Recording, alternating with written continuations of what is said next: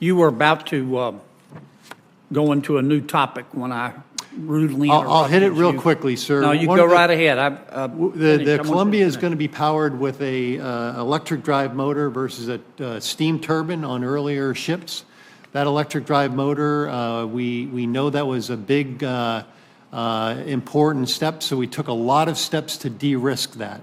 And my team built a facility that has all the major components of the engine room, full size, prototypical, and we've run that. In August of 2020, we ran that at full power and got a heat run, and it performed superbly.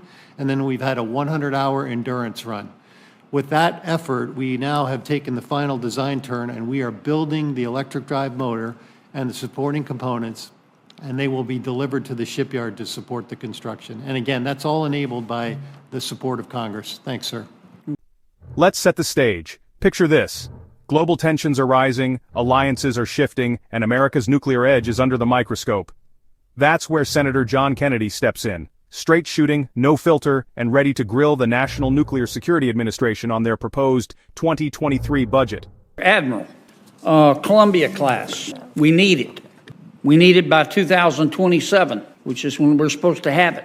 Are we on schedule? Tell me we're going to have it by 2026. Yes, sir. Thanks for the question, and thanks for the support of this subcommittee for my programs. It allows me to deliver what I need to for the U.S. Navy.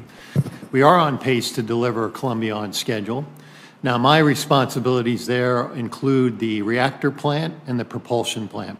In the reactor plant, I'm responsible for designing and delivering the reactor core, which is designed to last for over 40 years. That's a pretty heavy technological lift. That core is under manufacture right now, and we are on pace to deliver that core in advance of the need for the shipyard's construction schedule. I'm also responsible in the reactor plant for delivering the heavy components, the large steam generators, reactor vessels, things like that. And thanks to the prior support of this subcommittee, I was able to complete the designs and order those materials on schedule in FY19. In fact, we're on pace to deliver those to support the construction of Columbia. But I do want to ask you one more question about the Columbia-class submarine.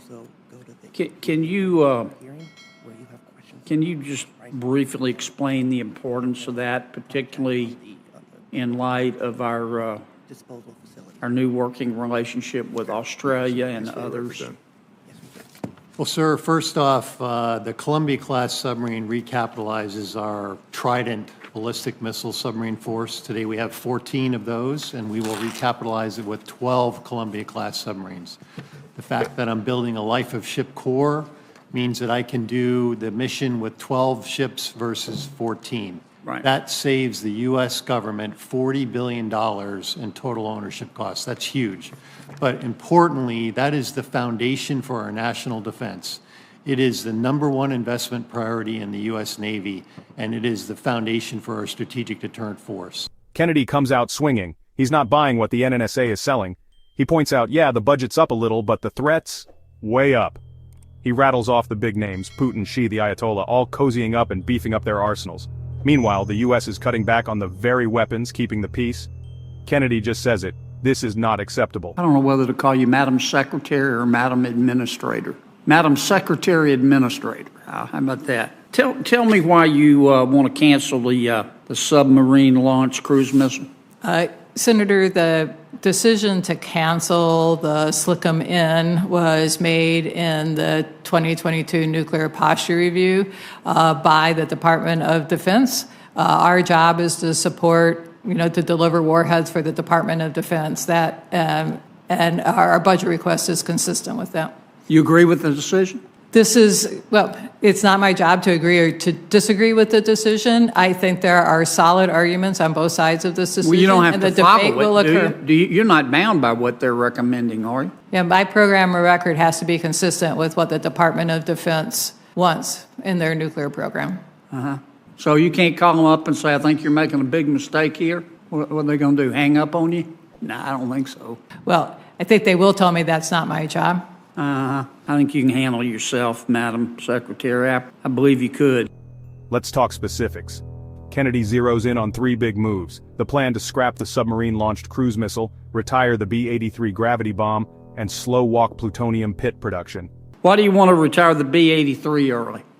Again, a similar answer. That was the decision in the 2022 Nuclear Posture Review. It is a very old weapon, the decision was made to immediately retire it in the Nuclear Posture Review, and the NNSA intends to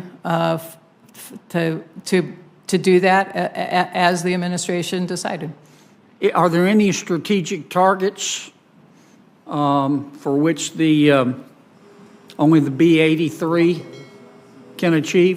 can destroy? My understanding, and again, this is not the heart of my job, but my understanding is that the number of targets the B-83 is credible for has been shrinking, and any more than that would need to be in another session. An underground nuclear facility could be targeted by a B-83, couldn't it? Again, I don't think that's a discussion we can have in this forum. Yeah. He's got one message. America can do better, and frankly, it has to. All right. Talk to me about the plutonium pit production capability. Our stockpile's aging.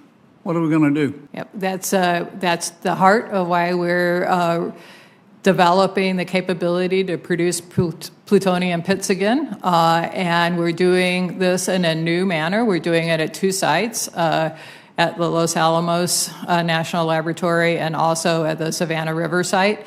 We think this approach will provide the resilience we need going forward and the adaptability that we'll need going forward. But it's a big lift to build a production facility for nuclear materials, and we're making good progress on that at Los Alamos, and we're finishing the design for Savannah River. I'm just going to close with this comment. Sometimes people lie, and sometimes they run countries. And I think the Ayatollah in Iran habitually lies. And if you get rid of that B-83 that you want to eliminate, I think you're going to make him smile. And I don't think that's in America's interest. And I really think you need to reconsider. Then, the heart of the matter, aging nukes and slow production. Kennedy asks, are there targets only the B-83 can reach? The answer's hush hush, but the worry is real. Cut these weapons, and America's edge might just disappear. Kennedy wraps up with a warning. Now is not the time to shrink America's nuclear shield, not with Russia, China, and Iran on the move. So, do you think Kennedy's right? Should America double down on its nuclear arsenal? Drop your thoughts below, hit subscribe, and stay tuned for more no-nonsense political showdowns. Stay informed, stay bold. See you next time.